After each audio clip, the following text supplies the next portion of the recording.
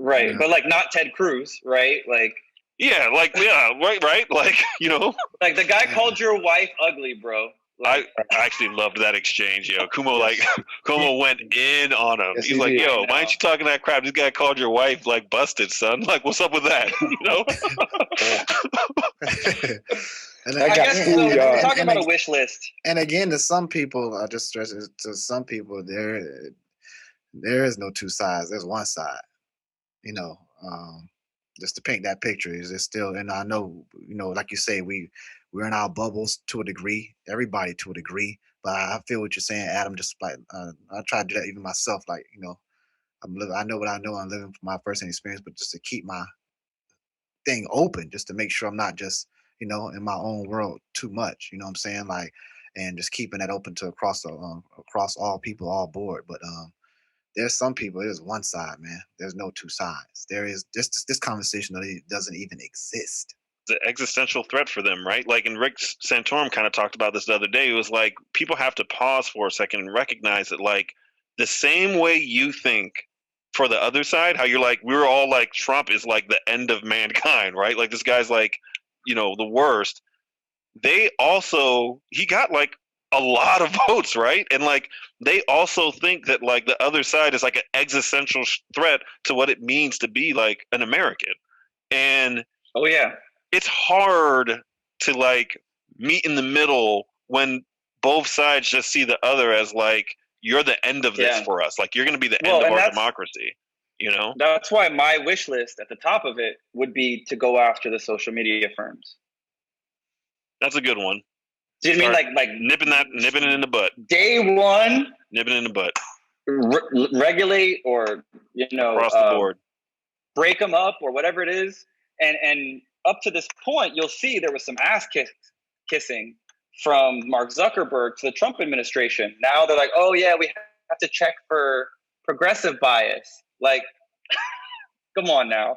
Like that was literally just like a little like gift to the right to be like, yo, if you guys win, like don't cut us up. You know what I mean? Yeah. But I think we have the opportunity now with this administration, especially if people like AOC and the young people who actually know enough about the problem to go after these people, because the reason this phenomenon exists where each side thinks that the other side is the devil, that is a direct relationship to social media. Absolutely. Things have always been polarized, but they have not ever been this polarized because we never had a machine that is as terribly faceless. And again, Facebook is not racist. It only sees green, but it knows the best way to make green is outrage. And so it is peddling outrage to us continuously. Yeah. And to me, like, social media and the whole internet, it's a contributing factor. Like, put it like this: you didn't think those people knew when like social media and just start opening up more, like what will happen? Like when I start, honestly, just me personally, when I start to see social media grow, like from like MySpace leading up to like Facebook, at least I was like, oh, I know exactly what's going to be happening. Like it's not surprising to me about people getting more, like manipulated or out there, like all kind of shit. You know what I'm saying? Like, okay, all right, Rich, yeah. Like it wasn't surprise. It wasn't surprising to me at all. Like I was like, this was honestly a part of, in my personal experience and looking at it, a part of the spectrum and the fabric of what was going on in the times it was leading up, because it was getting worse and worse through time to me. And then when I saw that coming out, I was like, this is just going to accelerate the shit more, honestly, because I was like, you got a bunch of people that's out of control already. Most people have low morals. They really don't care about nothing. And you're going to put them out here and just let them go ahead and just cut loose and just start talking shit about all kind of, the schemes is going to go up. I know scheming was going to go up immediately. I knew lying was going to go up. I knew that because this is the nature of people. Like you just enhanced everything. I disagree though, man. I disagree. I think the nature of people is not as bad as you paint the picture in this particular part of the segment. I just think you got to remember, like the life cycle of social media was like, okay, we're going to build it. We're going to let people build the community. They didn't like weaponize it. They didn't like flip the switch on the ad model until pretty far down the line. And so you're going to see this like exponential jump in the negative stuff that we didn't want to see, because it took time both to flip the switch, and B, for the algorithms to figure out what was the most effective way to advertise to you. And of course, we now know that outrage was the answer. So once it hit that thing, like, damn, outrage is effective. They're like, okay, now we're going to start pressing it. And that's when you see that exponential growth and all that negativity that we were like, wow, why are these platforms so negative? Yeah. And it was pushing that. At least to me, especially near the end. I would say, at least to me, my experience is unique. Growing up black in the U.S., I discovered the nature of people a long time ago from what was happening to me and my family. You know what I'm saying? Like, in my peoples, so I was able to accept it. Like, I sort of term when people say second nature, like, I think I was talking to you before about that, Charles. Like, people like, when you do something automatically, like, oh, that's second nature now. And I was like, so what's the first nature? You know what I'm saying? Like, because that's never used. You know what I'm saying? I know that people are operating not as designed, but we're social creatures by nature. And all this separatism and this disconnection, like, it's individual over community and group, like, this is not naturally how we were designed to live. We're social creatures, you know what I'm saying? Like, and so, a construct has been set up, and that lets me know the nature of people. Like, I think that's a big thing too. A lot of people, we want to believe that people are good, or really good in their heart. And I think some people mean the best to the extent of what they know, but they've been trained in bullshit. They've been trained in deception. Like, lies are regular. That's why you have holidays and stuff, and then they tell children lies, and then you get mad when they tell you a lie. You're teaching them how to lie. You know what I'm saying? Like, so all these signs are pointing to a bad nature, a bad environment for people, how they're acting. Like, we started out. I use the analogy of a baby. Baby comes out, they come out clean, they come out pure, they come out from love. Like, everybody comes out getting taken care of. Care is a branch off the tree of love. Like, but people change and life changes you. That's why that one song, the old rap song, a child is born with no state of mind, blind to the ways of mankind. And then they change. Because, you know what I'm saying? Because the world changes you. Earth, wind, and fire, ways of the world. And a child is born with a heart of gold. But the ways of the world make the heart turns cold. So we started out from a place of good, but accepting the nature, I think, people are, you can see from the environment, the reason why we're dealing with all these problems, because people have turned into something else. And like, so when you give them tools like this, like, of course you're going to know the outrage goes up, but the outrage has been there from us, particularly in the black community, like inside the hood, because we've been outraged our whole fucking lives. You know what I'm saying? Like, but nobody's watching that shit. You know what I'm saying? Like, then you're like, you get on this, like, okay, this is outrage. This is the way we can use this.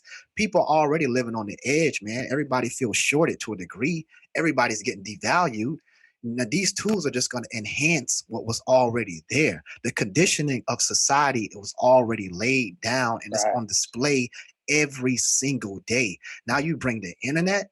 You know what I'm saying? Like, when I saw it, yeah, that's exactly what you're doing. You're entering the net.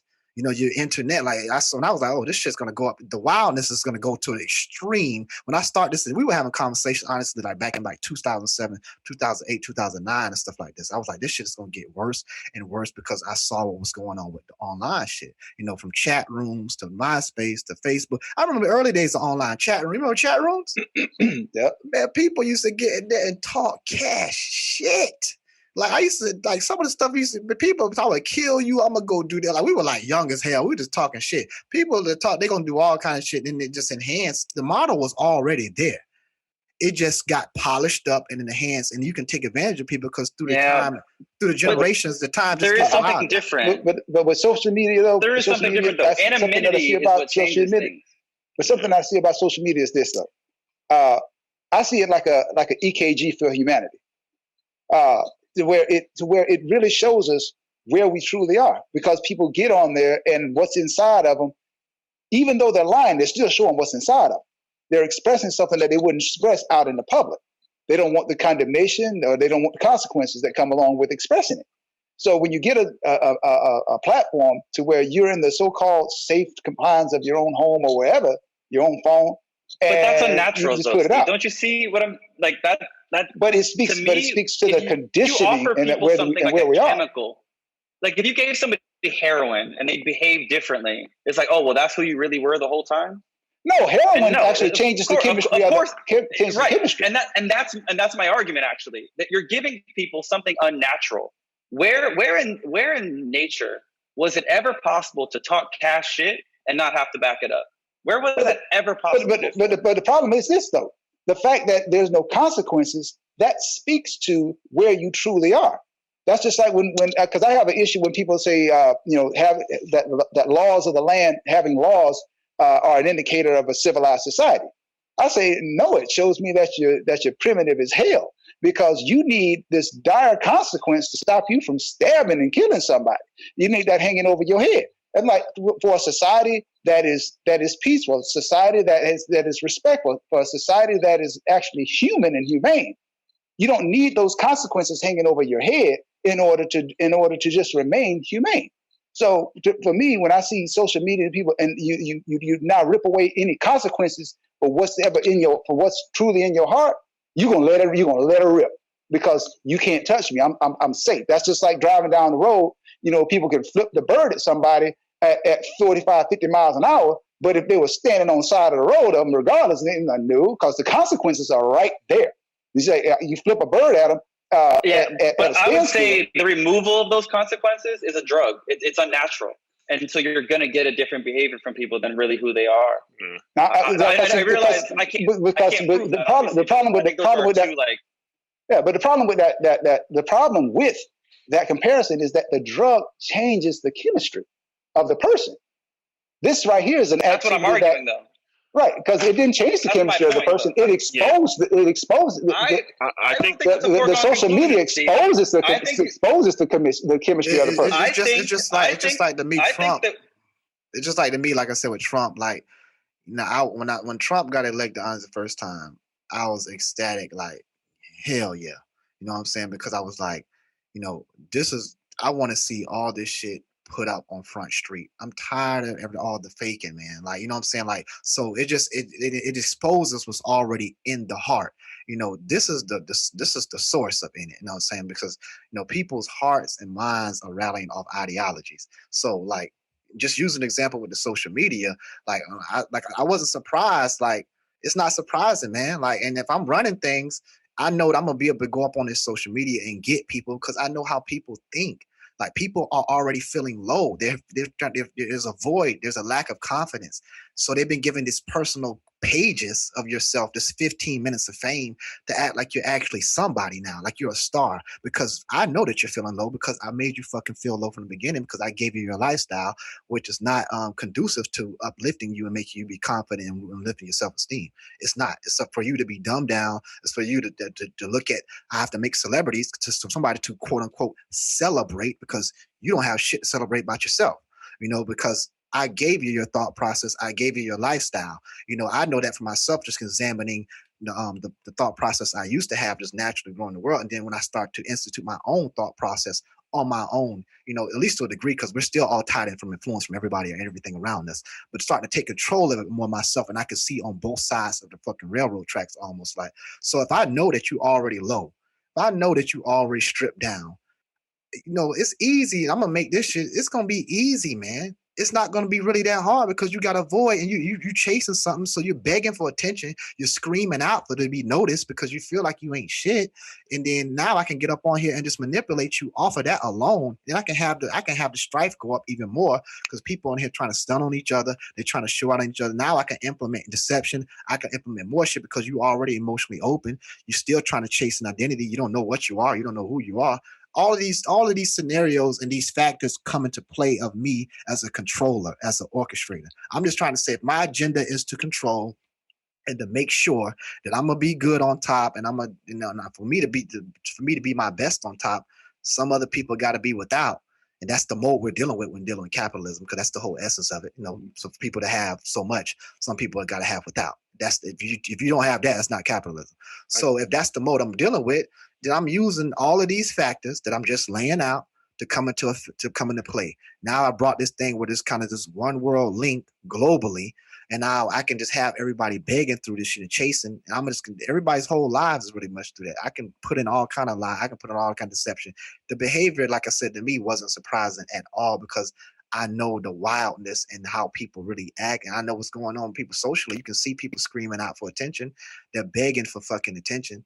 You know what I'm saying? Like, so did they need attention before they saw all the fakeness on social media? Like, that's what I'm saying. Like, I would argue do they need attention? is the reason for the feeling. Like, you said, do they need attention? The attention begging to me came from this fake world created by social media that didn't exist before. No one used to see all these perfect people and all the surgery and all the fake lips and all the perfect little box. I got my car, my apartment, my lips done, my titties done.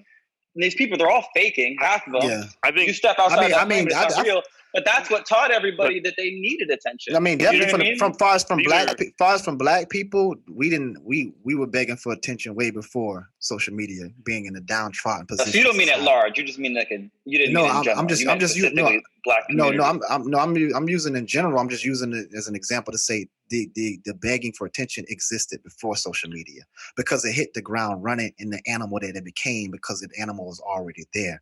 Like, the reason why people are able to be manipulated and exploited and controlled, because they know not what they are. They have no clear sense of what they're supposed to be doing in life. This is something I've been seeing since childhood. You know, so the social media just put it on blast. The behavior and the patterns has been going on for hundreds of years. You know, we're talking about exploitation, hundreds of years. The reason why people, I'm not beyond black people, the reason why people are able to be exploited, because they don't know. They don't know what they are. They're weakened. Like Steve used an example earlier. They're weakened, the condition. So they're getting manipulated and controlled because they don't know what they are. They not know what they're supposed to be doing. People, the average U.S. citizen, just go to work, pay your bills, party on the fucking weekend, wild out, and that's pretty much. You know what I'm saying? That's true.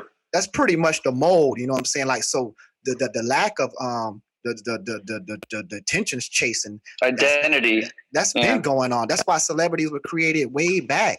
You know, like from way before we even born, because like to celebrate something that you vicariously want to be, because you don't really feel that good. You know, so that the social media enhanced it. That void was already there because people were begging for, like, please notice me. That's why you have these contests. You have the lottery. You have all this shit. Like, please just let me be somebody in life. Please. I'm screaming out. I'm telling, I don't feel like anybody. I feel devalued. Whether it was there or not before, I think, like, and correct me if I think the import of what Charles is saying is that if we're going to reach some level of reconciliation, there's got to be some kind of damage control on, like, how information is disseminated, right? Like, we can't just have like this open-ended platform where, you know, information is spread all over the place. There's no facts are no longer facts, and all of this stuff is all over the place, and it's creating people to, like, kind of retreat into, like, their own little echo chambers and tribes, and really, like, you know, Facebook and stuff like this are designed to really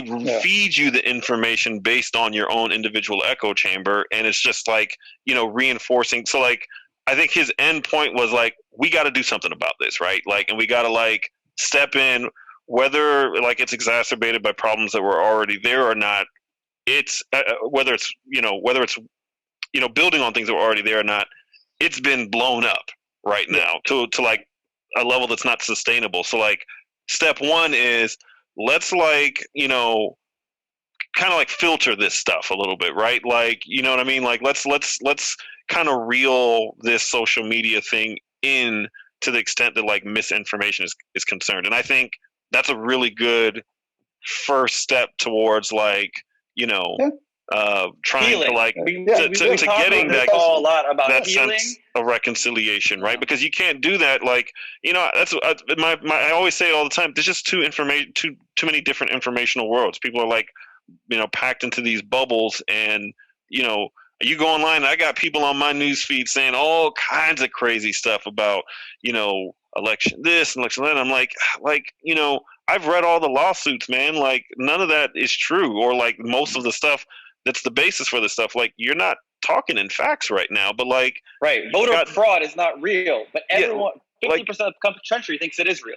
You know, but, like, I don't know if it's 50, but, like, enough do, right? Enough think that it is. A huge percentage. Right. Enough of them think that it is, right? So, like, step one is kind of doing that, and I think step two is like educating the population, man. Like Americans are like woefully undereducated about their own government and civics. Like Justice Souter said this before he retired, or maybe after he retired from the Supreme Court years ago. And he was like, I'm not, and I'm paraphrasing, but he's like, I'm not worried about United States falling from foreign invasion or anything like that. My thought, the greatest threat to like our democracy is civic ignorance, like people not knowing exactly how their government works. And so when problems arise, and he made the comparison to like the Roman Empire, but I'm not gonna get into all that. But like, when problems arise and people don't know how to identify where they're arising from and how to fix them, they look to somebody to fix that stuff. And that's what happened with Trump, right? He came in, very broad message. Oh, yeah, I'm going to fix this for you. They don't know what they're doing. I'm going to fix that. I'm going to fix this. I'm going to fix that. And he's built like this. He's built like this very populist, I don't want to say cult because I'm not trying to put anybody down. This populist support, group that, is just in on him 100% like this. And I think a lot of that comes from like just basic civic ignorance, people not knowing how their own government functions and works. And so you asked for like demonstrable steps on how we can like move closer in terms of reconciliation. I think one is what you said, tampering down on this whole social media misinformation thing. It's insane at this point. You can't even, some of the stuff I see is crazy. And then also starting to educate people, right? Like, educating them on whether it's related to healthcare or your government or whatever the case is. Get people educated so they actually know what is what, man. Like this, for real. What's so crucial about the education? What's so crucial about the education piece? I'll never forget a conversation in a community forum with police, and it brought up to because there was a lot of so-called misunderstandings as far as the policies of the police, and the police were so roughshod on the community, and they were going over certain policies of the police and what the law says and whatever. I said, well, why don't we look at educating the community and more so in what your policies are and what's legal and what's. And their response was, no, what will happen is we'll only create smarter criminals. Whoa, the entire community? Seriously? Because unfortunately, from a power standpoint, educating the people it empowers the people. But then what about the people who are hung up on power? It's like, no, I don't want to educate you. I need you to stay dumbed down. I mean, this is literally a police officer say, a ranking police officer stated that literally, we all we do is create smarter criminals. Wow. So yeah, that's something that we have to look at as far as the approach from systemically with educating people. Like now, you have to change the focus to understanding that you're talking about educating citizens, not criminals. You're talking about educating citizens. People who are productive, people who are going to use it for productive, and as long as you cut all this dumbing down out and you use the systems in order to really truly empower people, and that we move away from this disenfranchising model of a society and start empowering people, and we'll see that America is powerful Americans are safe for America. And good for America. Powerful. Agreed. And that's what we always seem to come back to on this call, man, is like every time is like the one thing we can all seem to agree on 100% is like educating people in almost all these categories. And I really do want to just take a second to highlight, sometimes I sleep on Your Highness. And then he always comes back in the end, and I'm not necessarily rocking with him in the moment, but it's like he's always right. Do you know what I mean? Which is like, generally speaking, a lot of people have like some stuff going on with identity and with self-confidence and having a purpose in life. And they're just chasing nothing, and they feel empty, and that's a big part of the problem too. And Adam brought up this whole idea of compartmentalization. And I think that's the fancy way of saying a lot of times what Your Highness always is trying to say, which is like, yeah, we can talk about these different categories. And I would personally say that it is important to like talk about things in their particular category, but like a holistic approach to people and like how people are living their lives is probably a worthwhile thing for everyone to look into. And like generally speaking, educating people about those sorts of things too, about who they are and where people come from and how we all inherently have value is probably something that gets overlooked. Yeah, but yeah, that's kind of my piece there. Man, dignity and the purpose of life, that shit is big, man. It's not to be just marginalized and put small. Like that is a big thing, man. People, I just know certain low points I've even felt in my own life and seeing people, man, that's like it's sad. You know what I'm saying? So just not to stretch it out too much longer, but yeah, it has to be given attention to like everything else. Everything plays a part, and I'll be with everything that y'all saying and stuff like that. So I'll just be like, hey man, we gotta put everything in. We gotta take these steps.